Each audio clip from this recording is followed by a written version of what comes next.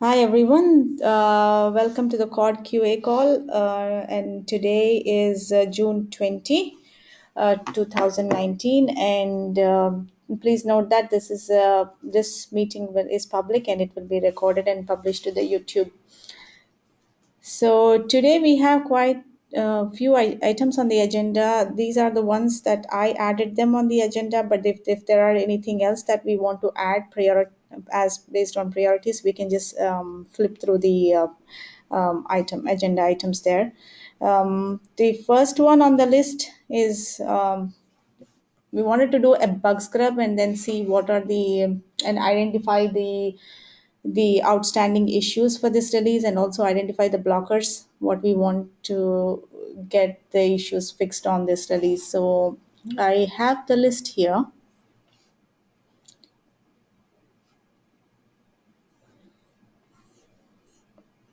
Okay, so there are 18 items, and I searched from this year Jan 1st until the current time. So I'll be flipping through the each bug, and then just please provide some comments on it. The first one is Matteo and Andy's. So, teacher, just a quick question: is this filtered by Cord 2.0 already, or is this including 2.0 and future? This is only 2.2. Okay, Oh, in the sense, what I did was I just based on the creation date starting from January till now. We should so filter by the fix version. Because you guys moved it. Well, because this is probably listing also thing that we are not considering to address before receive to the top. Okay, that's fine. So do you want me to change it? Yeah, I don't know how hard it is. yeah, well, we can just keep it in mind as we go through them, and Yeah. that we might come across an issue that's future, and this gives us the chance also to decide whether things in future should have been promoted to 2.0.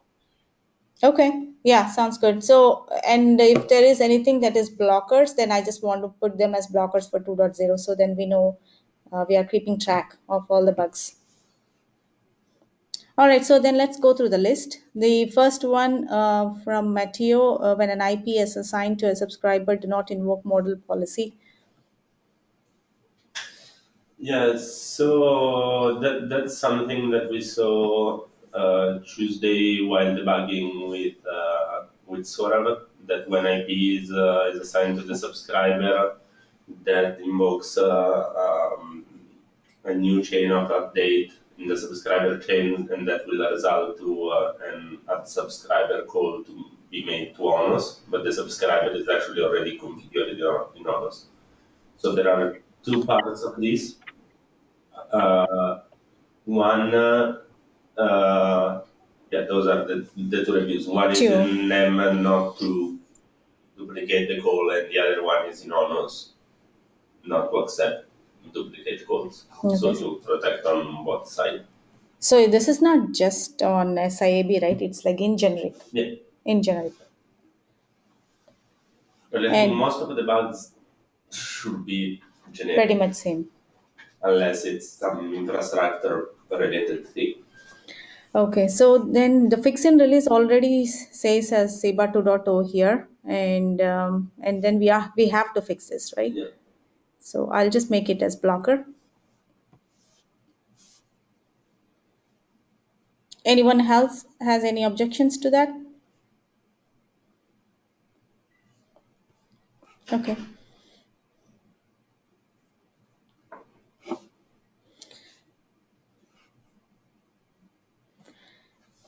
Next one is Teos. When a subscriber is deleted, the handle update method is more policy is that's called. Something we have seen again Tuesday. I still have to investigate it. I know Andy took a look,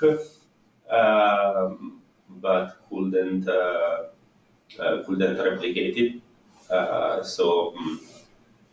Honestly, I've seen this happening only on Tuesday. I've never seen it happening before. Okay. So I wonder if there is some condition that triggers it, because we saw it 2 times in a row on Tuesday.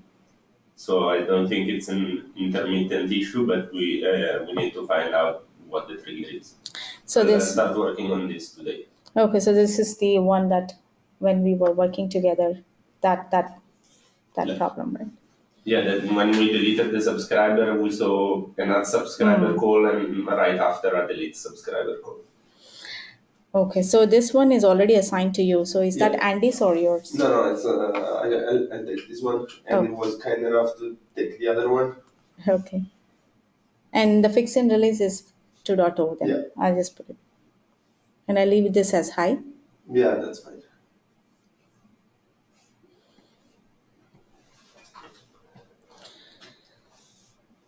So this is Kailash. When restarting ONOS VOLT service instances are not pushed back. Yeah, so I think the this is the was the error that we found in the base Kubernetes. It wasn't getting the correct objects weren't getting synchronized. Is that correct, Mateo?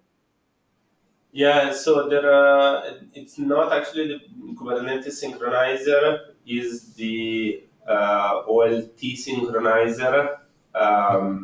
That because of some changes, we reversed the direction of the service dependency between ONOS and the VOLT service. And there was an helper function that was responsible to fetch the ONOS information that was not used in a place. So it's a very easy fix. I already have it. I just need like 15 minutes to polish it out a little bit and push it. Yeah, but definitely it's a bug because the impact it has is when you restart ONOS, the Volt subscriber doesn't get re-provisioned. So yeah, I would mark this as a blocker. Yeah, it's absolutely valid and it needs to be resolved before the release. Yeah. Oh, so just to clarify again, are we marking if we're marking it a blocker, then it's blocking the release, correct? Yes. Okay. That's correct.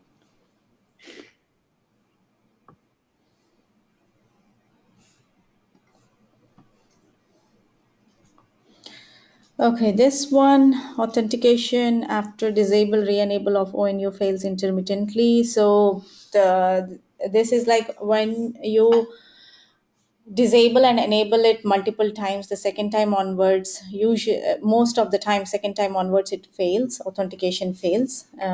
This is being worked on by Saurav, Teo, and Girish, and then we are quite following on this issue. And I'm not sure, Teo, do you have any other updates if this is going to be fixed or not? Or Yeah, this is actually fixed. So it's still in progress because I'm not sure I think we haven't merged everything yet. But can anyone hear me? No, sorry, I was confusing it with another issue we were seeing. was that Saurav talking? Can anyone hear me? Yes. Yes, we hear Thank you. Yeah. Okay. So this issue, the latest on this is that if you only have a single ONU in the system, it takes maybe 4 or 5 enable disables to break it. But if you have multiple ONUs on the system, then from the second time onwards, there is an error in BAL, an irrecoverable error in BAL. So this is we have to do this release as a known issue because the problem is in BAL 2.6 and Broadcom isn't going to fix that. So we just have to wait for the upgrade to 3.0 to happen. So it's not something that blocks the release. It's just a release item that we'll have to put in known issues. Okay. Okay. Okay. So then the workaround for this. There is none. I mean, if you enable and disable the ONU twice and Yeah. it causes this error, then you have to sort of reboot the OLT. Okay. So we. Oh, all right. Okay, but this will be Yeah, the documented. known issue will clarify that. You'll have to go through the reboot OLT procedure. All right.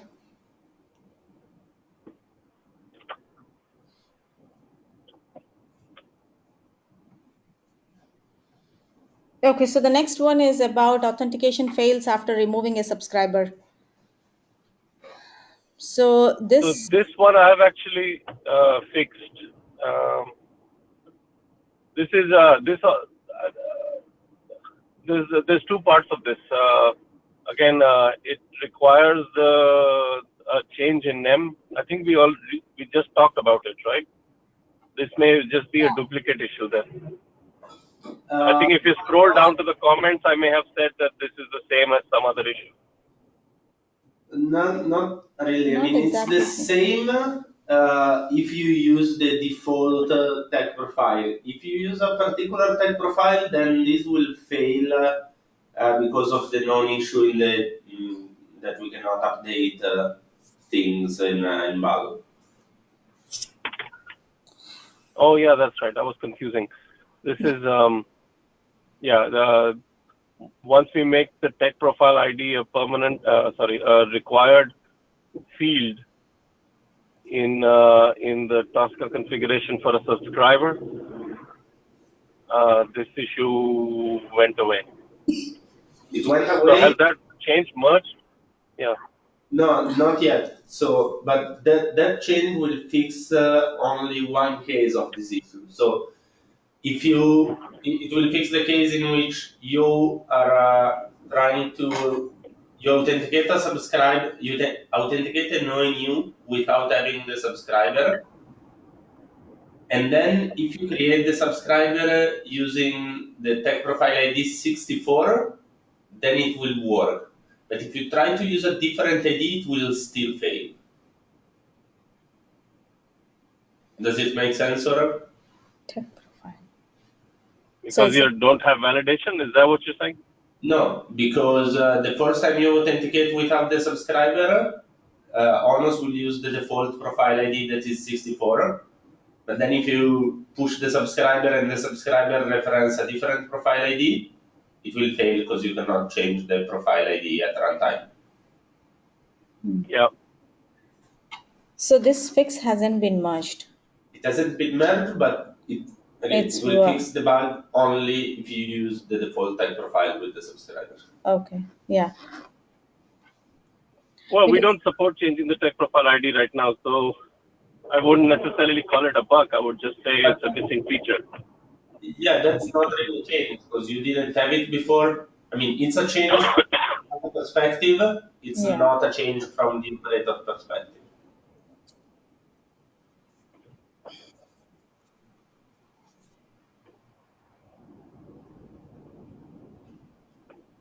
Anyway, we can talk about this offline. Yeah, because yesterday I see that sometimes it's working sometimes, so I just wanted to share the results later.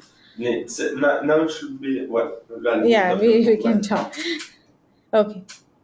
So, but then I will mark this as blocker because we will have to fix this, right? We won't be able to fix it.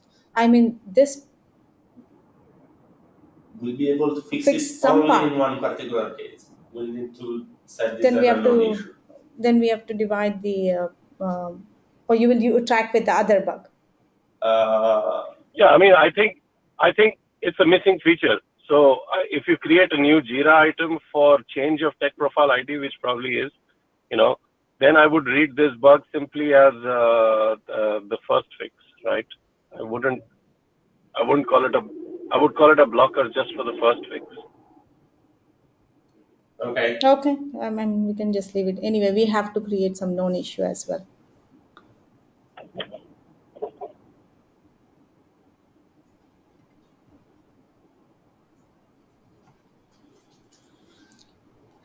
Okay, this was by Shad.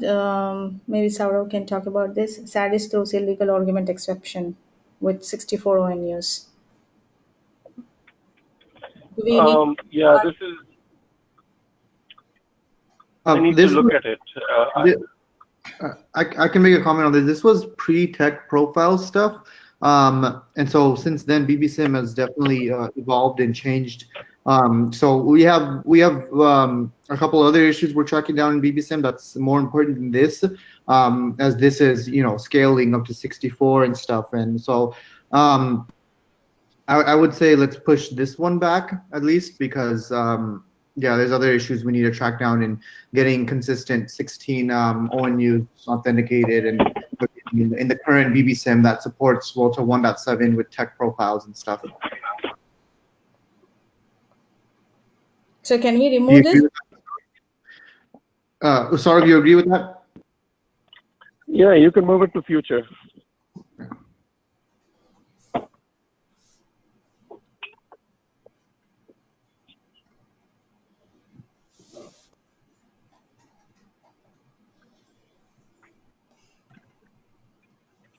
Hello, can you hear me? Yes. Late addition of subscriber. That one's been fixed. Yeah. At It least has, I tested it and I found that it hasn't been merged yet. We found the reason and we yeah. fixed the configuration, but I still need to merge the patch that is going to validate that you cannot push without a tech profile ID.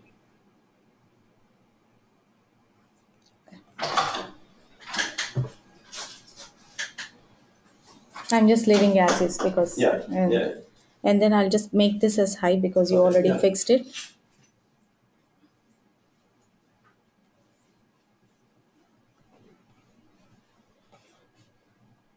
Okay. This is SAX document failure to load ONOS apps and workarounds. What is this? So I think this came out from a problem that someone at AT&T was seeing or somewhere else, that they had a firewall in their setup that was preventing owners to download the application from Sonatype, and they had some trouble identifying the reason of that because the error maybe is not extremely clear. Okay, This is so a documentation task, so so I will leave it I'll as future. is. Should No, I I? will leave it for 2.0. Your fix. You will change the documentation then. Yeah, it's this just say how to interpret that error and how to fix it. The workaround is that local container with apps in them, right? That's one workaround, and the other workaround is to get your firewall to let you go through. No, but part of the offline install would require doing that local Yeah, but web server. Yeah, but offline install and firewall issues are Install. different things. Okay. Yeah, you can solve them in the same way by having the application locally. Okay, so I'll just leave it as Yeah. 2.0 then. All right.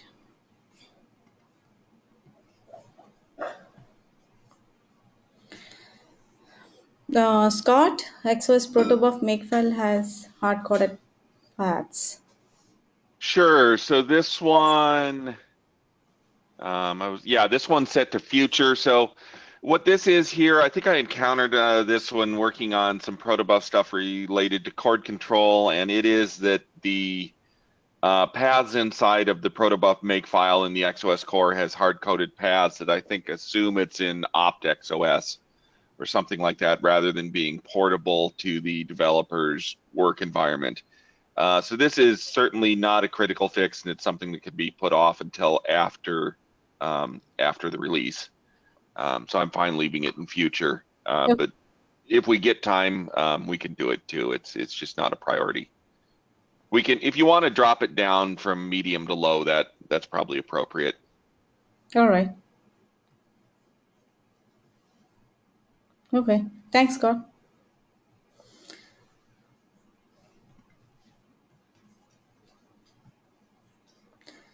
Authentication fails after ONU is enabled from disabled state. This is from a If you while scroll back. down, it's basically the same issue Yeah. as CEBA 670. Yep. So if you want, you can actually resolve this issue and just say that it's a duplicate. Being tracked in 670. Yeah. Duplicate.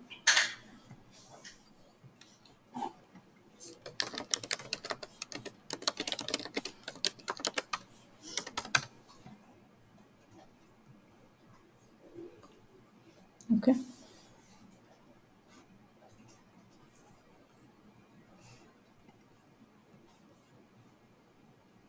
All right, there is another one. AAA app throws null pointer exception with 32 or 64 ONUs.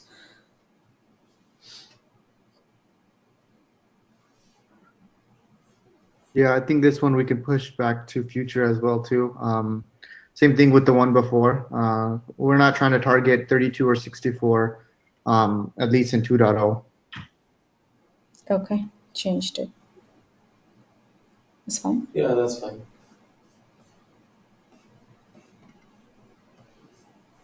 Oh, this was a while back, I guess. It's already in future. 15 reboots. AT&T driver service instances are not created. Yeah, they are missing AT&T's workflow service driver instances. So this is in future. That's fine. You can just leave it.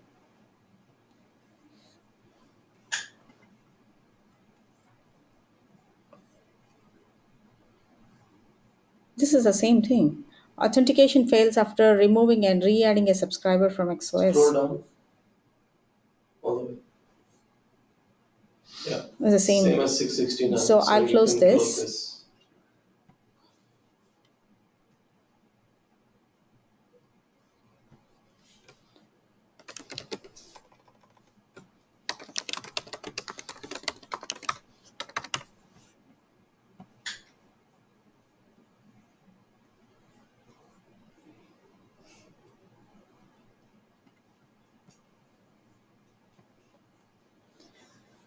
Okay, this is the issues observed with Helm chart installations. Okay, new Cube Spray version. We have this issue, but it's already moved to future. I think we can leave it as is because right now we are using an older version of Cube Spray and it works fine.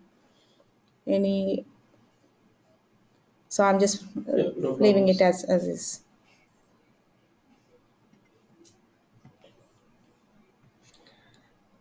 Three nine three Volta unable to save device after some time. Do we still see this issue?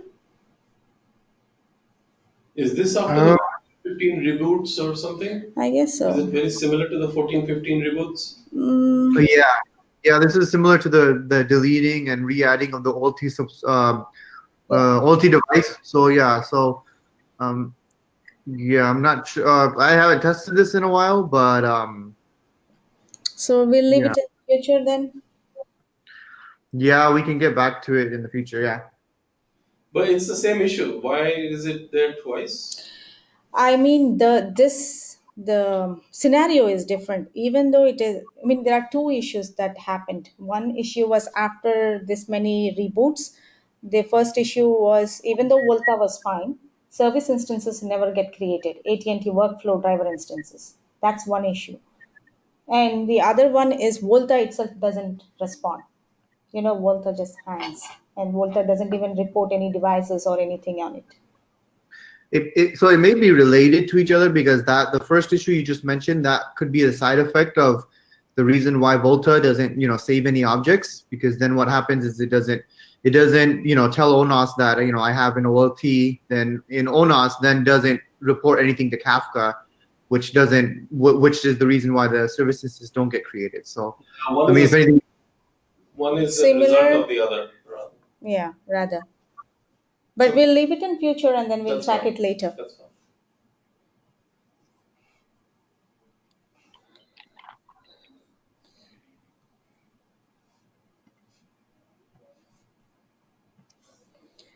Okay, so sometimes NNI flows are not programmed. Yeah, so this is what I was asking Scott about yesterday. So what happens is when the OLT first shows up at ONOS, the first few the first few messages that ONOS gets reports the device and it reports the NNI port in them. And what the OLT app does is that it reaches out to SADIS to find out if this device that has shown up is an OLT or not, right? But those first few messages don't get anything, don't get any confirmation from XOS database. So about 2 seconds later, when the UNI port shows up, it starts getting confirmation. The solution for that is to provide the serial number of the device together with the OLT token. If you do that, then this bug won't happen. Because NEM is going to fetch that from Volta. So the serial number of the device is the thing that SEDIS uses to connect the data. Yeah, but when I when I push the OLT task, it has the serial number in it.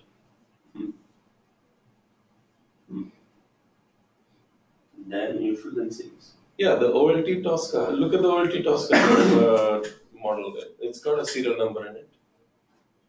Okay, then it's something we need to verify.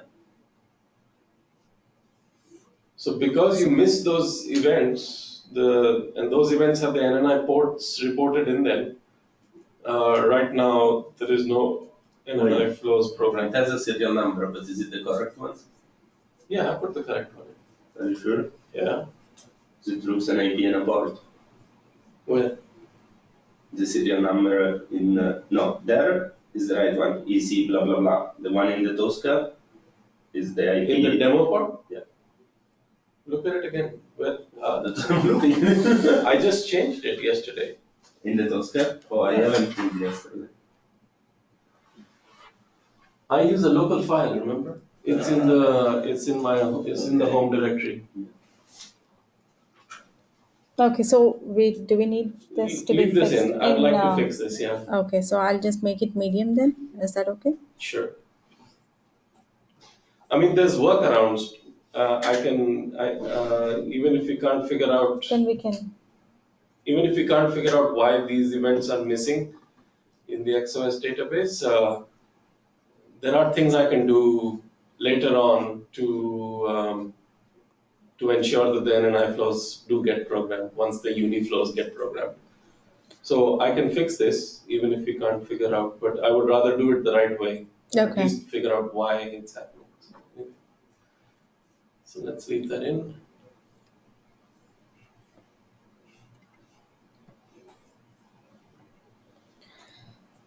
Andy, SIAB running iPerf between RG and BNG breaks connectivity. Right. So in SIBA in a box, we're only using ping to test end-to-end connectivity. And I think that's fine because we really only care that the flows are getting set up.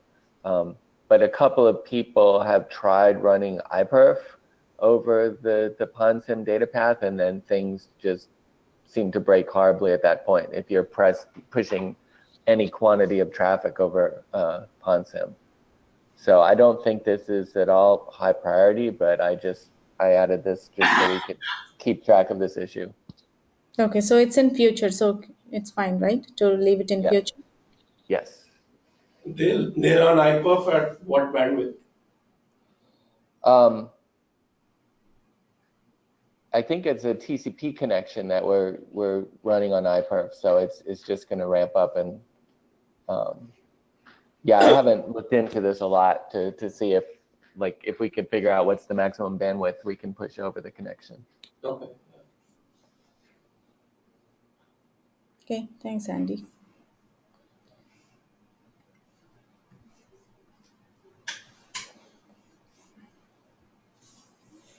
This is Zach's mock object list filter has limited functionality. It's in future. Is this something? Yeah, so this came down to something in unit testing.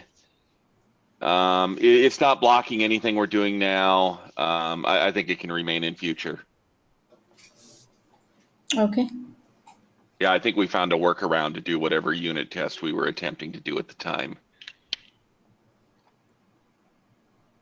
Okay, thanks, Scott. So I think that is all we have on the list. Are there any other specific bugs in Volta? Nothing, right? So we are tracking via SIBA Yeah. if there are any Volta If bugs. there are issues, then we track it on a SIBA wide level. Okay, just wanted to make sure. So we are done with the bugs. Anyone else has anything else to bring up before we move on to the next topic? How many blockers did we have for CBER 2.0 then? Just you have two, and others, even though they are important, they are already fixes, so we didn't really put them as blockers. Okay. But some of these are not showing, these are showing for CBER 2.0 and future. Yeah, I will change it, and then so that we can just see only CBA 2.2. There are like 4 bugs which are in future, Okay. and I will edit it and then send it and send the list again, so we can just keep track. Yeah, it is in public, so can you change? You can change it too. So can we move on? Yeah. Okay, so the test execution updates, we just wanted to update what we have been doing, and if there is anything else that we have to catch up in testing, then we can work on that aspect as well. So basically, we are testing the regression, and also we have. Yeah, currently for the technology profiles, as Saurav mentioned earlier, that we are not using multiple jump ports now anymore. So we are using no with no tech profile at all, and then testing it currently because we have issues with single ticon and multiple jump ports. So this is in pending. So maybe once we get information from Saurabh, we will start adding it and then rerunning this test. So there is at least the basic test of setting things up. Setting what? Setting up so there's 3 ways, right?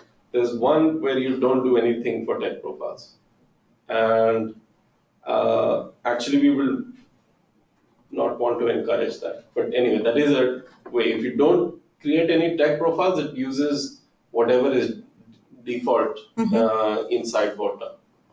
Okay. With then there is a version where you do configure the tech profile, but that tech profile is 1 TCON 1 gem. Right. And then there is the third, which is you do configure a tech profile and it's 1 TCON and say 4 gems. Yes. Okay. So Teo has that working now. Which one? 1 TCON 4 gems. 4 gems. Is it working? Okay. So at least for the 1 TCON 4 gems, the initial test of just bringing things up and verifying that multiple ONUs are functional through the workflow, that is the minimum we should do on Okay.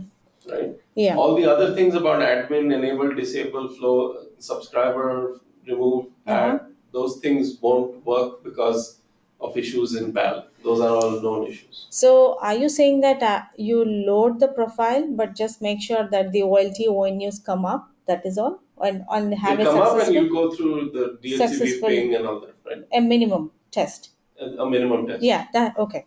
I got it. Because we have it working now, and it should be. But that was fine even before as well, right? Without making any changes. We weren't using multiple TCONs before. Even if you tried it, it wasn't applied. It wasn't applied. Oh, it wasn't applied. There was That's a what the small problem. bug in them, in the way we were pushing the technology profile that I have to merge to fix.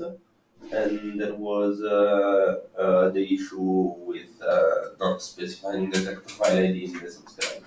So, but then is there a way now for us to verify that, like, let's say we push multiple jump ports, now we can see whether it's applied or not? Yeah, you need to go into the ONU CLI. Okay. And there is a command that is like bs/p/e gem that gives you a list of gems. Okay. So that's that one means, way, and then there's a second way that you can look at resource manager. Yeah, or we can look in etcd. okay. Yeah, so we have whatever configs you have mentioned, single gem, and that is there, and without pushing any tech profiles, and then the other configuration is having multiple jump ports is there. And then now if it works, the basic scenarios, we can test that too. So that, and then bandwidth profiles, anyway we already have them, so that is already getting executed. And the multiple ONU scenarios have been created and we are executing those. But and yeah, and then the data plane failure scenarios, we do have some issues, so we just Reboot. yeah, I need the to look at that reboot, one. Yeah. the reboot issues. Yeah, by the way, I didn't see them on the list. Maybe they are somewhere past. I think We should just move it to. they might be under an epic as a story instead of a bug. The OLT reboot issue. Is that what you're talking about? Yeah, but I thought they were bugs. Probably I need to go through back and then make sure that they are part of Sabrus 2.0. Then it will appear here. Okay, sure. Well, maybe they were like out of the data range. Yeah, the date range. That's what I was saying. Then if I add the SIBA 6 2.0, then it will appear here. Okay. Yeah, I think that is all we have, and basically we are just trying to make sure that Yeah. these bugs are there and trying to verify the bugs as well. And the same thing with SIAB also. And there are some upgrade tests, and that are also being run. Kailash, anything else on SIAB that I missed? No, so I have started to write the SIB test for the multiple ONUs and multiple OLTs, and validating ping across those. So I ran through those, so ping across all those work. So I'm starting to create a couple more scenarios where I bring down a couple of ONUs, or remove them from the whitelist, make sure they don't affect the other ONUs. So kind of similar to what you're doing in the physical pod, right? We're going to get that tested in SIB as well too. Okay, thanks, Kailash. Sounds clear. Can't we run the same set of tests, like exactly the same test on the physical pod and in CRB? Exactly. So the Scenarios are same. yeah, scenarios are the same, but the tests are different because the environments are vastly different. Okay, but the scenario code is shared or is duplicated? Some of it is shared, right? Yeah, Kailash? some libraries and keywords are shared, but the scenario is exactly the same scenario on both environments. Yeah, because the framework is some of the framework is generic, and some is not, because we access the physical devices. So for those we have a different framework. Yeah, that total sense. So I'm just trying to be clear on what I was saying before, right? This is what Yeah. you're doing right now. You're not configuring any tech profiles, right? And you're running all the tests, right? Yeah. This is something you were doing before, where you're configuring a tech profile with With single- one tcont and one gem, right? Yes. But it wasn't working the right way. The configuration wasn't working the right way. It wasn't being applied. But we should try this, because this is what we want the community to do. Okay. We just don't want them to do the no tech profile config. We want them to configure the tech profile. And so we should run all the tests then with that, right? Okay. And then this one, the one tcon 4 gems, we only want only the setup based test. And right? basic thing, right? Yeah, basic thing. Okay. Basic, yeah. This, when I say only setup, I do mean the basic EL4, DHCP, and ping. Okay. So in that basic, would it include also multiple ONUs and have things working on that? Yeah. Why is this? Because with 4 gem codes, we know there is a val issue, known val issue. Okay. That so it's sort of pointless. It's a known issue. Okay, got it. Even with this, we have known issues, right? But those issues come up when you enable, disable the ONU multiple times. Okay, while with multiple gem, it happens much more frequently. Yeah, it happens every time. And as soon as you try to delete a subscriber and delete flows, it'll crack up. Okay. This one, it takes a little longer to crack up. Anyway, so. Okay, sure. Thanks for clarifying that. Yeah, so these are the tests. We have upgrade tests as well running, and So the description has been fixed. Yeah, I'm last fixed. time we were looking at Yes, these, there were yes, a few, yes. On the other older pages, I still need to update a little, but this one is fine. Okay. Now I changed them. This is all good. And yeah, we still need to fill in these gaps here, but that will happen at the end of the release. Okay. We'll just make sure that it's So there. this doesn't show all the tests. Yeah, because there are regression as part of this. Regression is over here. So Yeah. this one, the description also you have fixed? Yeah, some of them I fixed, so I'm still going through. Okay, I will change them. That's fine.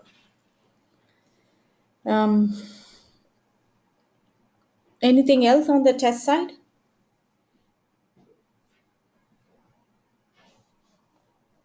Okay.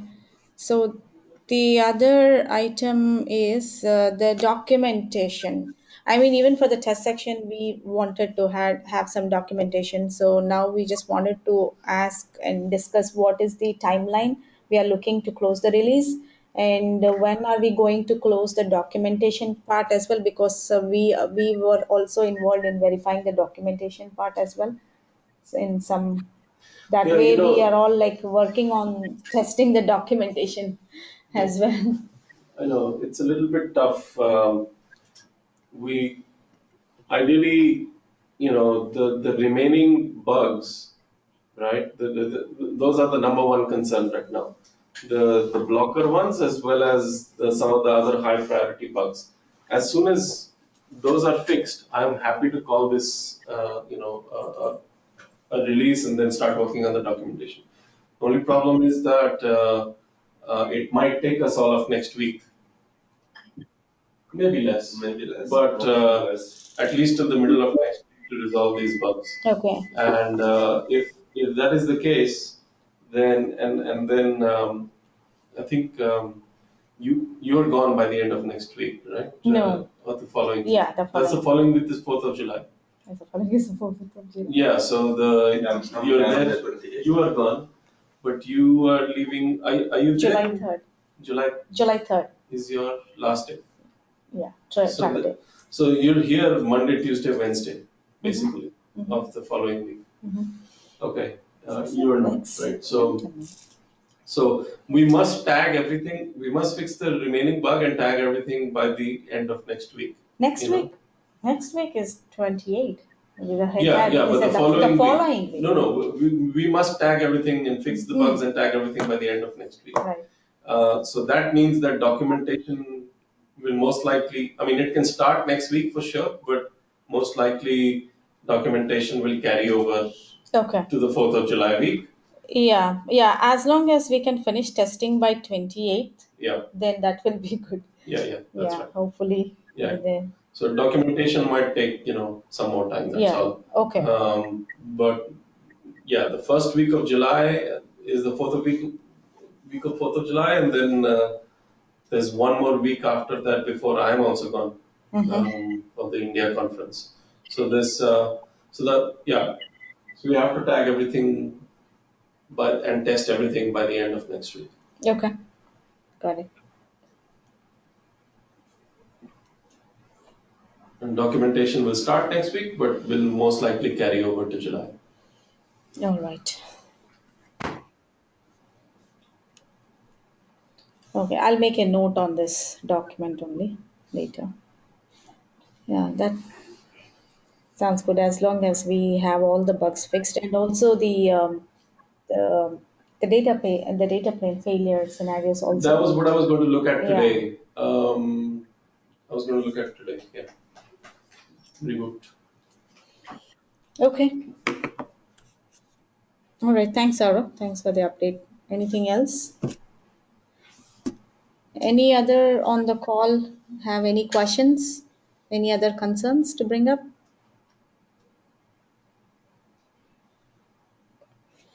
Okay. Sounds like a no. All right then. Thanks everyone. Thanks for your time. Yeah, speak to you guys soon. Yep.